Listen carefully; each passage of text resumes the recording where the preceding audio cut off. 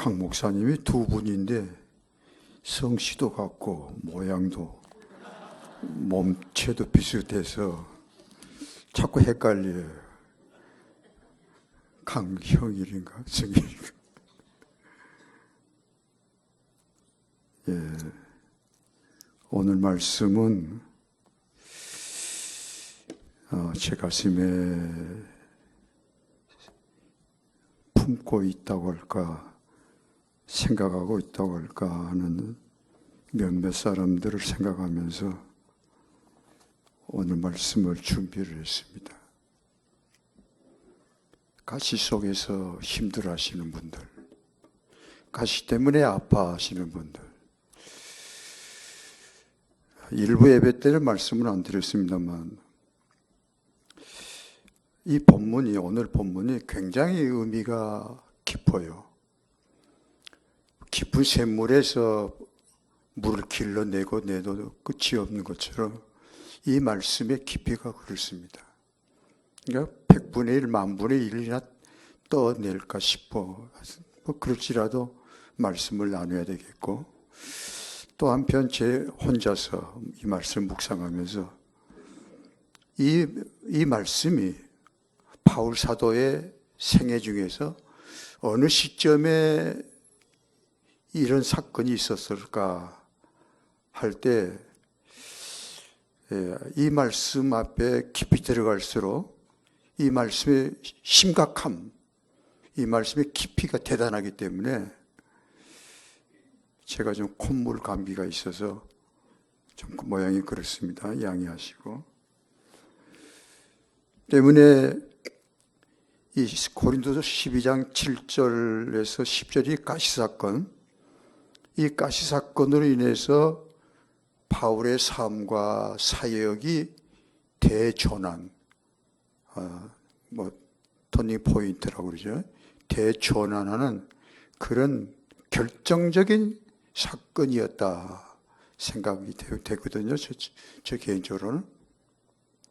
그러니까 이 가시 사건 이전에 바울과 이 가시 사건 이후에 바울의 모습은, 그 사역의 태도, 그의 삶의 내용이 전혀 달라지는 그런 정도로 오늘 본문은 그만큼 의미가 깊은 말씀이다 하는 걸 먼저 서두로 말씀을 드리고,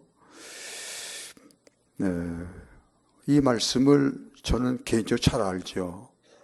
또 여러 번 설교도 했고 해서 이번에 또 여러 상황과 겹쳐서 이 말씀의 의미, 가시의 의미에 대한 좀 더 새롭게보다는 좀 제대로 좀 들어가 보자 해서 좀 많이 묵상을 했습니다.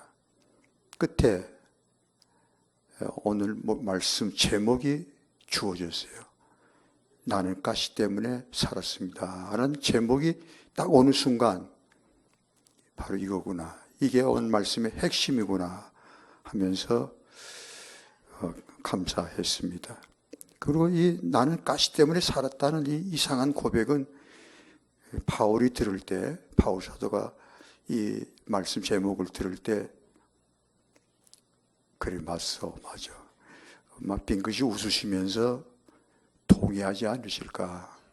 또 저 개인적으로도 100번, 1000번 그렇고, 또 수많은 성도들의 삶 가운데도 동일하고, 그러니까 오늘 말씀을, 이 말씀을 받으시는 우리 모든 성도님들께서도 동일하게 그렇습니다. 결국 그렇습니다. 가시 때문에 살았습니다 하고 동감하실 것 같습니다. 아멘을 안 하시네? 뭐 알아야 아멘을 하시.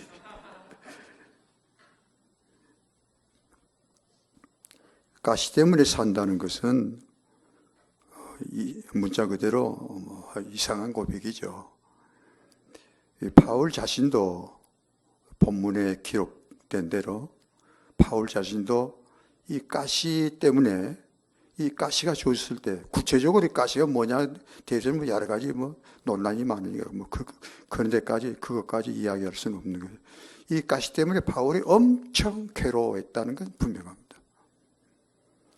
바울의 의지, 바울의 믿음, 갖고는 도저히 감당할 수 없을 만큼 엄청난 고통이었다. 그래서 바울이 어지간한 다 참고 견디는 사람이잖아요. 모든 거 은혜로 받아들이고 인내하고 그런 바울이면인데도 이 가시 앞에서는 도저히 견딜 수가 없어서 3번 간구했다. 이 가시를 없애주시라고, 옮겨주시라고 3번 기도할 수밖에 없도록 너무 고통스러웠고 힘들었고, 그런데 하나님의 대답은 너무 이상했다. 그 가시를 지니고 있어라. 짊어져라. 왜냐? 그것이 너에게 큰 은혜이다. 내 은혜가 너에게 넘치다. 넘칠 은혜로 가시를 준 거다. 받아들여라. 품어라. 그리고 이 가시 때문에 너는 새롭게 살 거다. 새롭게 되어질 거다. 이 말씀을 받고 나서야 비로소 바울 사도가 중심을 잡고 아멘 했다. 기뻐하게 됐다고. 이 기뻐한다는 말도 이상한 표현이에요. 기뻐한다는 것도 감각적으로 기뻐하기에는 그가 그런 기쁨은 아닌 것 같고, 그것은 괴로우니까, 고통스러운데 어떻게 기뻐를 합니까? 그런데 영적으로 진리 안에서 이건 진리다, 생명이다. 아프지만도 이건 진리고, 아프지만도 이건 생명이다. 그래서 기뻐했다, 아멘했다. 그게 오늘 본문의 내용입니다.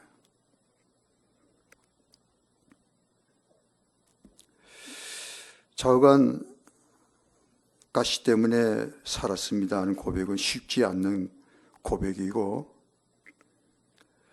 그러면서도 엄중한 진리인 건 사실이에요. 큰 은혜인 건 사실인데, 오늘 이 말씀이 성도 여러분에게 아마 각자의 반응이 다를 거예요. 아마 많은 생각들이 일어날 겁니다. 성령님께서 그런 여러분들을 인도하셔서 오늘 말씀이 많은 새로운 감동, 위로, 치유가 되시기를 축원합니다.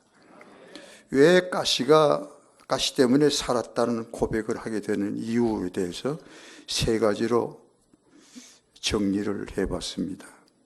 첫째로, 가시 때문에 나는 살았습니다 하는 이 고백의 의미가 뭐냐 하는 거죠. 그걸 풀어보는 겁니다. 가시 때문에 괴로울 때 뭐 하느냐 하는 거예요.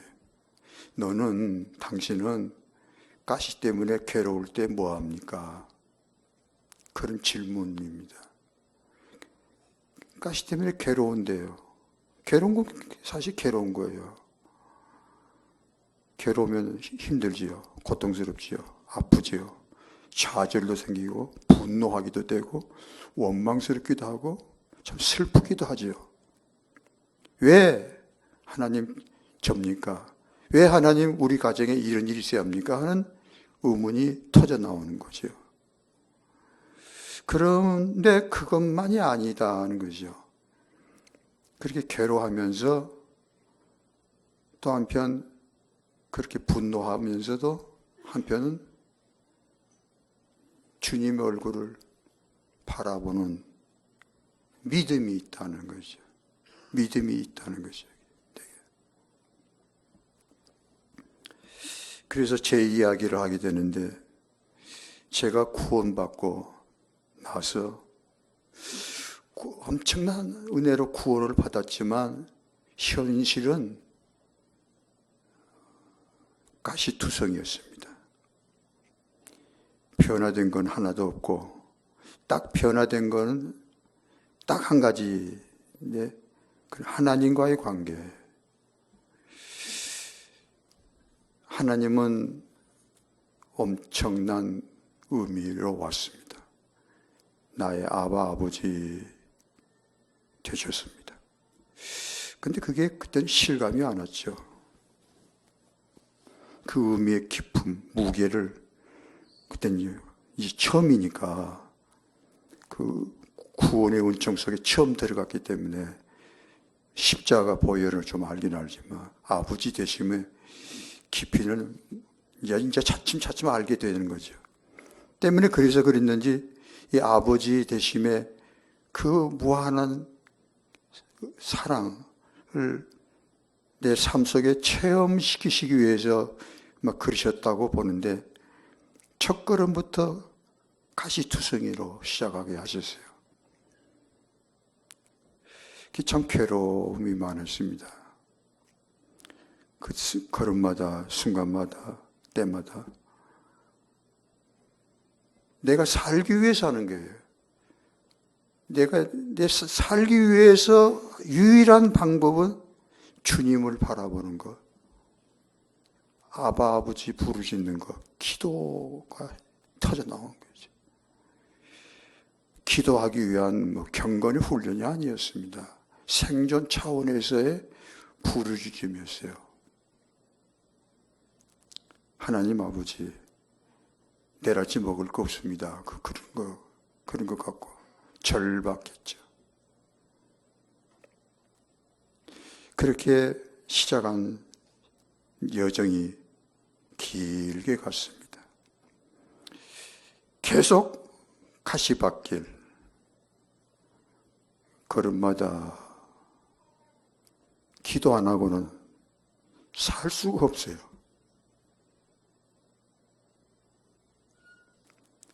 참 이상한 삶이었습니다. 기도 안 하고는 살 수가 없더라고요. 숨을 못 쉬겠어서 힘이 안 나니까, 답답하니까, 두려우니까. 이렇게 해서 시간이 많이 흘러간 어느 날 하나님 아버지 앞에 여쭈었습니다. 맺힌 한을 풀고 싶은 마음에서 여쭈었습니다. 물었습니다. 하나님, 저를 사랑하시잖아요. 그런데 왜 가시들을 없애주지 않으셨습니까? 하고 물으시죠. 처음 물었어요. 오랜 시간 품고만 있다가 왜 가시를 없애주지 않으셨습니까? 왜 이렇게 저를 울게 하셨습니까? 힘들게 하셨습니까? 대답을 하시더라고요. 그런데 대답이 이상해요. 그 일로, 그 가시 때문에 너로 하여금 기도하게 했다. 그리고 그것이 은혜였다. 더 성질이 나잖아요. 기도하게 한 것이 은혜였다네. 그래서 제가 못 알아들으니까 계속 말씀하시는데, 가시를 없애주지 아니했지만, 그래서 너는 힘이 들었고 또 기도하게 됐고 했지만, 가시 대신에 가시보다 더 좋은 것, 네가 원하고 바라는 것보다 1000배, 딱 1000배 더 주셨다고 하더라고요. 어찌 화가 납니까? 계산이 안 맞는데. 가만히 고개를 숙였지요. 1000배 주셨다. 그러면서 열려지는데 점점 그게 무슨 의미인지 열려지는데 눈물이 쏟아졌습니다. 1000배가 아니고 10,000배였구나. 엄청난 은혜를 부어주셨구나. 사실이었습니다. 그 중에 가장 큰 것은, 가장 중요한 것은 나를 만드심이었구나. 그 과정을 거쳐서 그렇게 해서 나를 조금이라도 사람 되라고 그러셨구나. 그게 어떻게 크게 안타까웠던지. 또 한 가지, 이렇게 기도로 쭉 살아오면서 하나님께서는 내가 기도하는 그 기도의 분량, 기도의 그릇을 정확하게 측정하고 계신다는 것을 알 수가 있었습니다. 아, 기도를 함부로 하는 게 아니구나. 대낮게 하는 게 아니구나. 그러면서 점점 내가 기도해야 될 기도의 분량을 세워주셨습니다. 그냥 막연하게 대낮게나 기도하는 게 아니라는 걸. 이게 네가 기도의 분량이다. 하루하루. 그래야 네 삶이 서고 너의 사역이 세워지는 거예요. 이게 삶의 핵심이다. 네가 기도의 분량을 지키는 것이 네가 사는 길이고 네가 사역을 감당하는 핵심이다 하는 것을 명확하게 제가 알 수 있도록 열어주셨습니다. 그래서인지 저도 좀 게을러지고 좀 쉽게 살고 싶어서 기도가 좀 느슨해지고 기도가 풀어지면 절대 넘어가지 않으세요. 즉각 손을 대십니다. 만지세요. 그것도 제가 제일 아픈 곳에 가시를 주세요. 못 견디더라. 어디가 그렇게 아팠던가 하면 저는 목사니까 목사로서 가장 아픈 곳 어디냐면 제 사역 중에서도 가장 중요한 사역, 말씀 사역, 이 부분을 만지세요. 곧 기름 부음이 약하게 만드십니다. 한 100 정도 주시는 기름 부음을 기도가 좀 떨어지고 약해지면 한 90 정도밖에 안 주세요. 그러니까 열 정도가 그렇게 아플 수가 없어요. 너무 못 견디겠는 거예요. 성도들한테 미안하고 죄송하고 저렇게들 살아보겠다고 뻐저럭거리는 성도들인데 내가 제대로 섬기지 못하면 어찌 되느냐. 못 견뎌. 방법이 없으니까. 방법이 없어요. 그걸 다시 채우는 방법은. 다시 엎드리는 방법. 그렇게 기도를 시키셨습니다. 지금도 가시가 있습니다. 지금도 저 나름대로 엎드립니다. 엎드리지 않고는 살 수가 없어요. 가시 때문에. 그러니까 가시는 기도하게 하시는, 나로 하여금 기도의 자에 들어가게 하시는 하나님의 은혜예요. 그 외에는 없어요. 기도자를 들어갈 방법이 없어요. 가시가 와야. 그래서 또 살게 되고, 기도하면 또 살게 되고, 그게 하나님의 방법이 은혜였어요. 형제자매 여러분, 어떤 일로 기도가 요즘에 좀 풀어졌으면 다시 조여매시는 기도가 회복되시기를 축원합니다.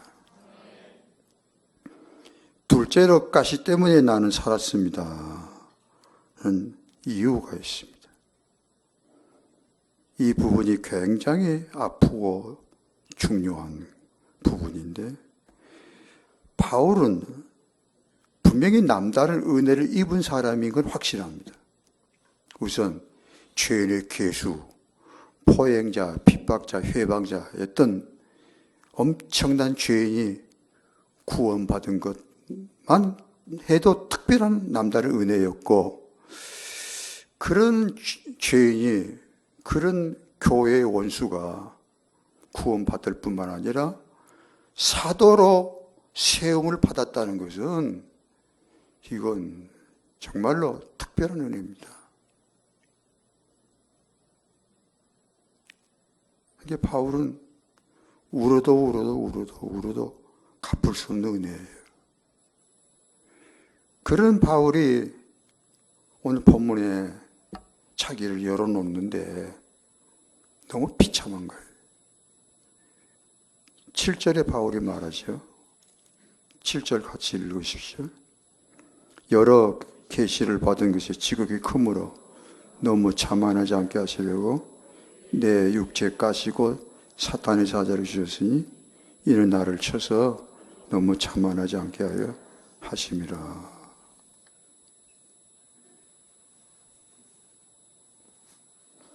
여러 계시를 받았다. 지극히 큰 은혜를 입었다. 좋죠. 그건 좋은데 또 그래야 되고요. 성도 여러분께서도 은혜 많이 받으셔야 되고 우리 열린 배들도 더 하나님의 큰 은혜 안에서 잘 돼야 되고 그래야 되는데 문제는 그래서 어찌 됐느냐 그거예요. 은혜 받은 결과 잘 되고 나서 어찌 됐느냐 이게 문제라고. 바울이 그 부분을 지금 끄집어내는 거예요.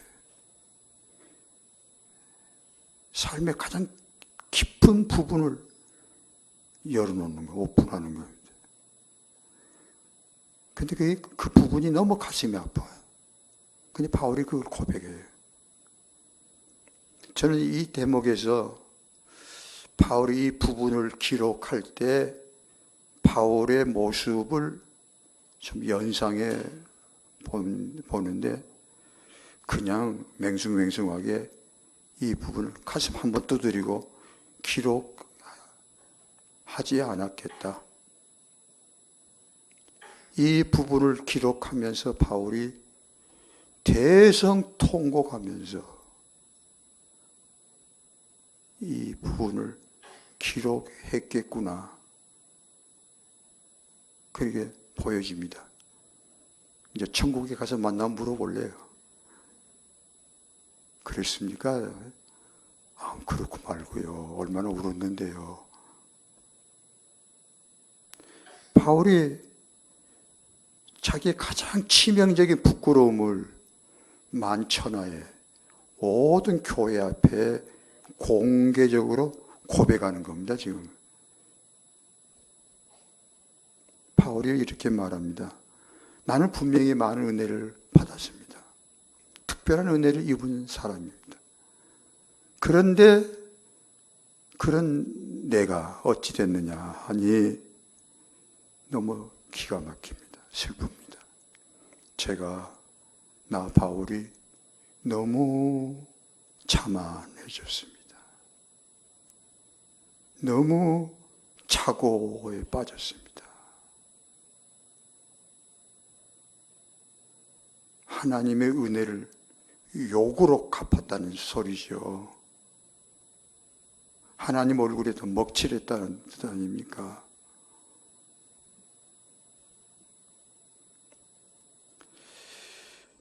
이것이 이 바울의 이 고백이 바울만의 이야기냐는 것이요. 나하고는 상관없는 이야기인가?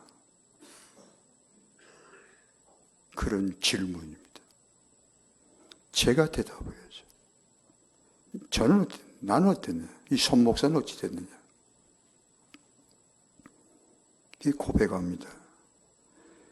저도 확실히 티끌만도 못한 죄인이었어요. 많고 많은 은혜를 입은 것은 분명합니다.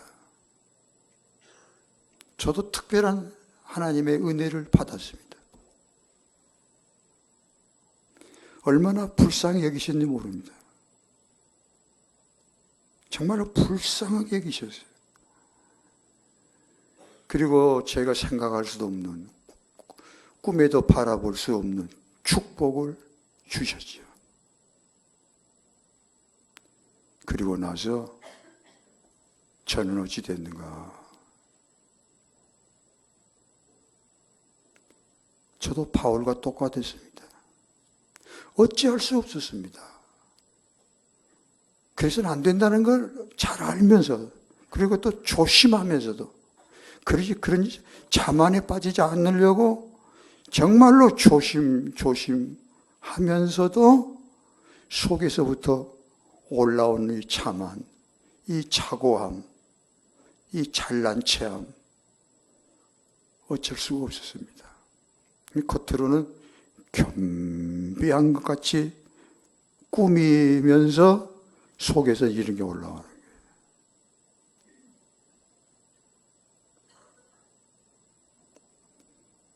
그래서 바울이 이 대목에서 뜨거운 가슴으로 고백을 또 합니다. 이런 나, 이런 소망 없는 자식, 이제는 버림받아야 될 이 못된 사람, 종, 바울, 나. 이제는 끝장나는 거지. 그거로 버림받는 게 하나님 떠나시는, 구약시대는 하나님 떠나요. 참 많은 사람한테는 하나님 떠납니다. 하나님 있을 수가 없어요. 참 많은 사람한테는. 이제 하나님 떠나는 그 절대 위기라고 그랬지. 서두에 말씀드리듯이 바울 생애에 있어서 하나님 떠나시는 순간 위기.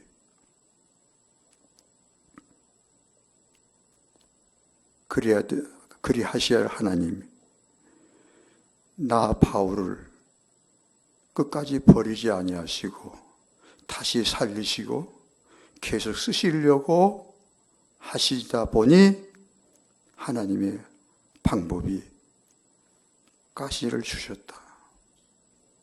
가시를 주셨다고.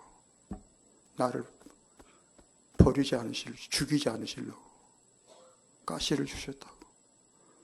그런데 이 가시가요, 이때 바울에게 주신 가시라는 것이 나를 쳐서라는 표현을 사용하고 있거든요. 7절에 나를 쳐서. 그러니까 얼마나 강력한 가시였다는 거예요. 자를 치다는 건 박살냈다는 거예요. 이런 유리그릇을 콘크리트 바닥에다 이제 던져버리는 거예요. 그러니까 나라고 하는 존재 자체를 박살나게 만드셨다는 거예요. 아무것도 남을 수 없도록 끝장을 내버리셨다. 어지간하면 경건한 척, 인내하는 척, 순종하는 척, 감사합니다. 또 이렇게 넘어가니까, 이렇게 적당하게 넘어가니까 세련되게, 거룩하게, 의로운 모습으로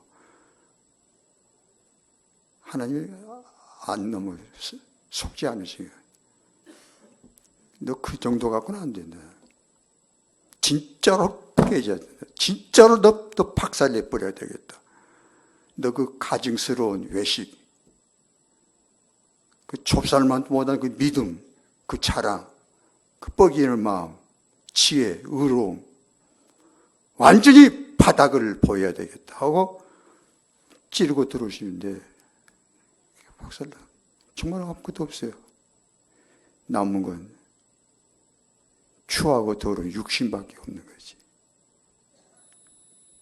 그래서 바울이 펑펑 운 겁니다. 이렇게 해서라도 저를 살리십니까, 하나님? 저를 새롭게 만드십니까, 하나님? 맞습니다, 하나님. 이제 까불지 않을게요. 잘난치 않을게요. 뜨거운 감사가 나온 거예요. 하나님, 맞습니다. 제가 왜 그렇게 착오했는지 모르겠습니다. 착오할 건덕지도 없는데, 다 하나님 은혜인데 왜 이렇게 잘난 체 했는지 모르겠습니다.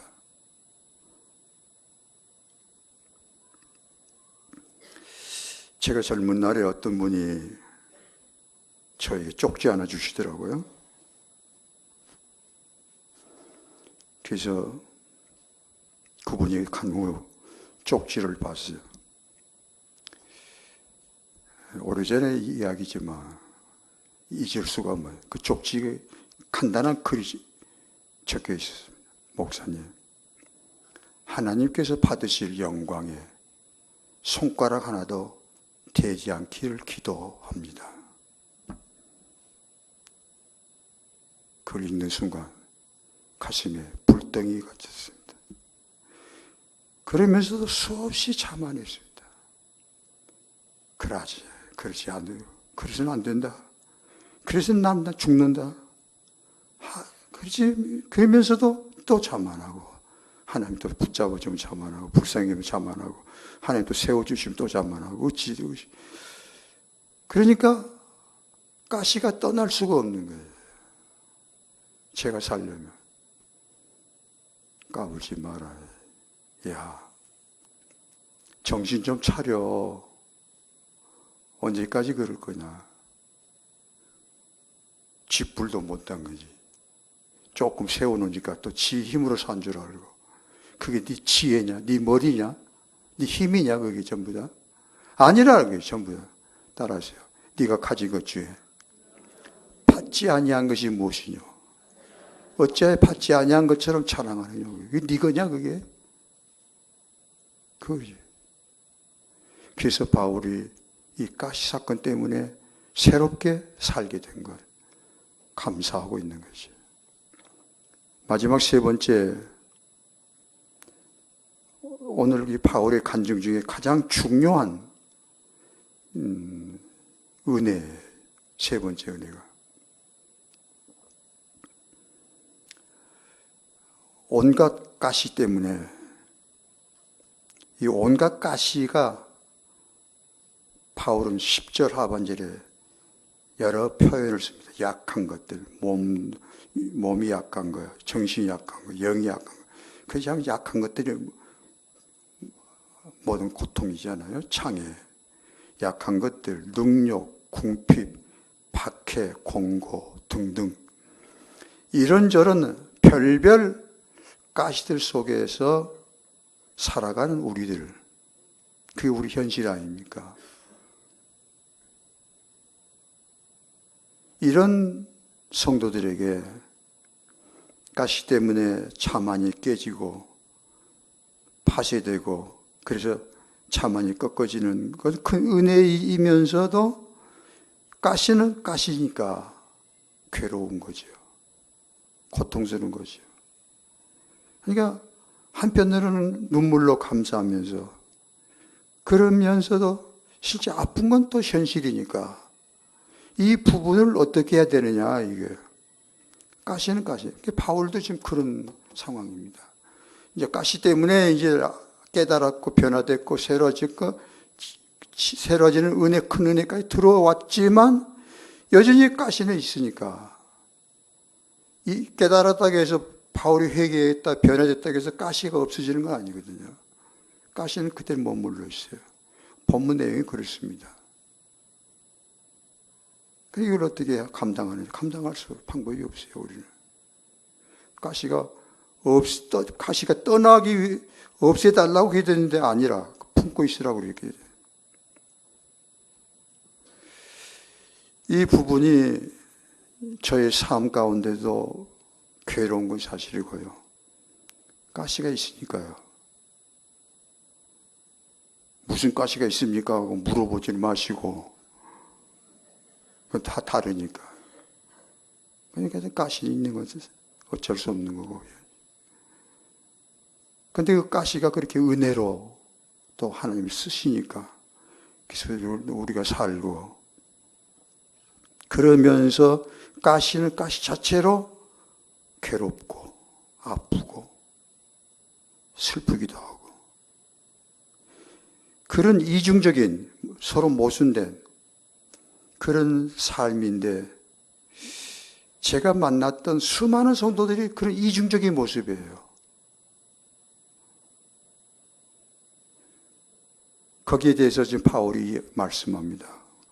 또 간증하는 거예요.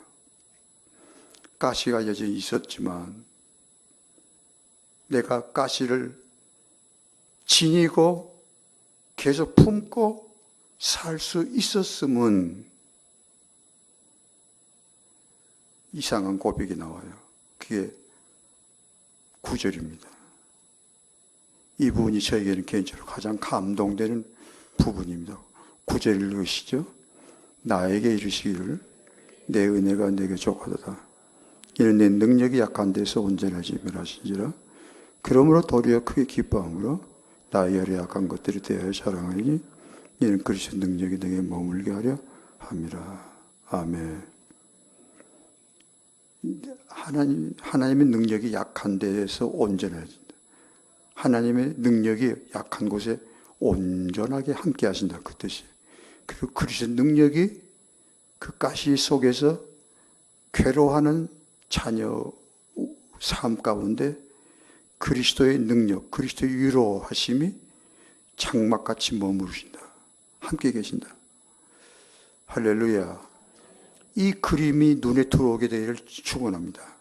가시만 보지 마시고 가시 속에서 신음하고 괴로워하는 건 그건 어쩔 수 없어요. 신음하지 말라, 괴로워하지 말라고 하면 그 사람 아니란 뜻이에요. 그렇게까지 하지 마세요.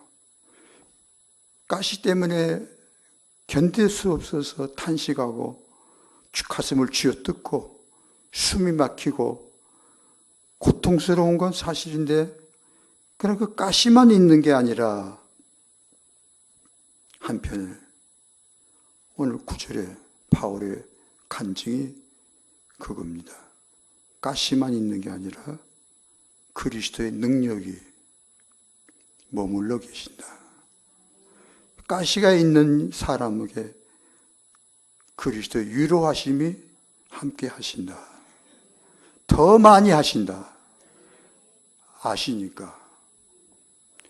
문혁 집사님이 얼마나 괴로운지는 누가 아시냐면 주님밖에 몰랐거든요. 그러니까 괴로운 만큼 숨을 쉴 수 없을 정도로 억울하고 분하고 슬프고 두렵고 떨릴 그 깊이만큼 주님도 그 깊이를 다 헤아리시고 그걸 다 품어주시는, 감당할 수 있도록 주님의 위로와 주님의 어루만지심이 문혁 집사님을 붙잡아 주시는 거예요. 가시와 주님의 위로 함께 오는 이 부분을 약한 곳에 하나님 능력이 온전해진다. 가시 있는 곳에 그리스도 능력이 머무신다. 못 견디겠는데 또 견딜 수 있도록 뭔가 세워주시는, 위로해 주시는, 뭔가 붙잡아 주시는 걸 느낀다. 그게 모든 성도의 삶의 비밀입니다. 여러분도 또 마찬가지예요. 여러분도 무지 괴로워하시면서 힘들어하시면서 울면서 슬퍼하시면서도 그것만 있는 게 아니네. 그것만 있으면 진짜 끝났죠, 우리 다. 근데 오늘 여기까지 온 것은 주의 은혜라. 주님이 함께 하시는 이 부분이 기가 막히게 열어지면서 정확하게 우리 그리스도의 능력은 그리스도의 위로와 그리스도의 어루만지심이 정확하게 가신다. 주님의 위로하심이 필요한 곳에 정확하게 가신다. 주님의 사랑이 필요한 곳에 정확하게 임재하신다.